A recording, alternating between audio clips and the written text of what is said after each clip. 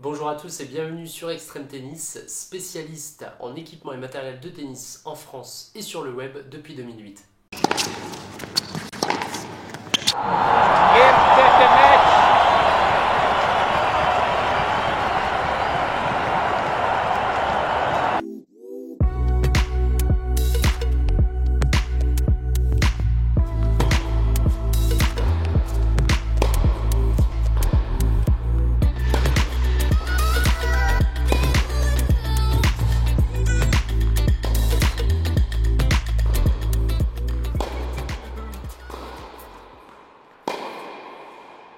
Cette nouvelle aide SpeedMP reprend bien évidemment beaucoup de technologies de la version précédente qui en ont fait son succès, mais la toute nouvelle technologie mise en avant est le Graphene 360+.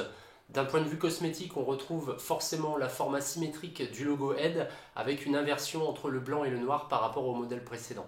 Côté caractéristique, cette SpeedMP fait 300 grammes non cordés pour un équilibre de 320 mm, un plan de cordage en 16-19, le tout associé à un tamis de 645 cm².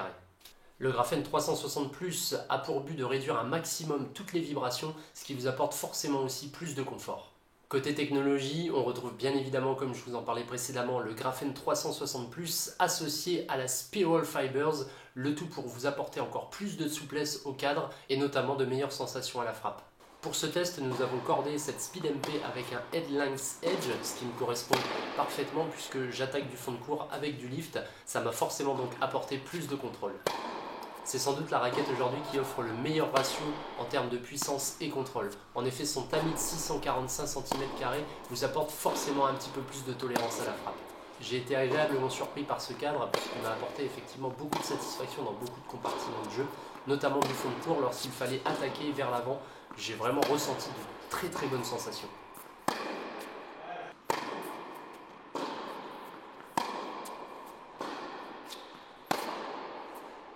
Dans le petit jeu comme au service, cette raquette va aussi vous donner entière satisfaction. C'est vrai que les amortis ou encore les services assez puissants, voire même très bombés avec du kick ou du lift, peu importe, vous donneront forcément entière satisfaction sur ce cadre.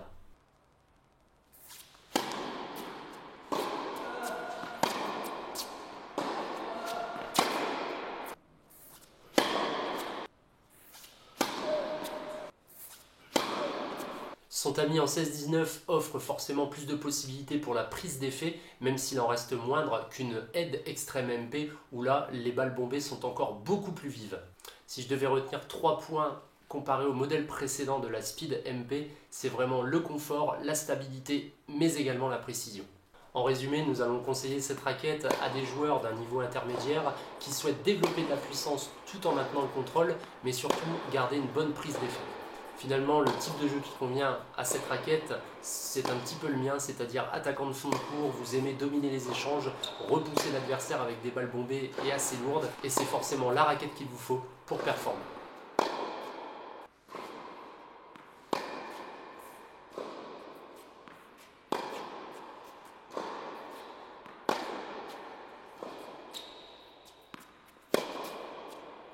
On orientera des joueurs plus physiques et techniques et à la recherche de précision et de contrôle sur le modèle Pro avec un tamis de 645 cm² lui aussi, mais un plan de cordage en 18-20. En conclusion, cette raquette est très polyvalente avec un très bon toucher de balle. Elle mixe également puissance et contrôle, c'est vraiment le combo parfait. Cette raquette est assez prisée sur les circuits WTA et ATP, on retrouve notamment Coco Gauff ou encore Bianca Andreescu, et sur le circuit ATP, forcément le numéro 1 mondial, Novak Djokovic, qui joue en ce moment avec une version limitée, la Speed X. Voilà, c'est terminé pour ce test de la Aide Speed MP, on se retrouve très prochainement pour une nouvelle vidéo.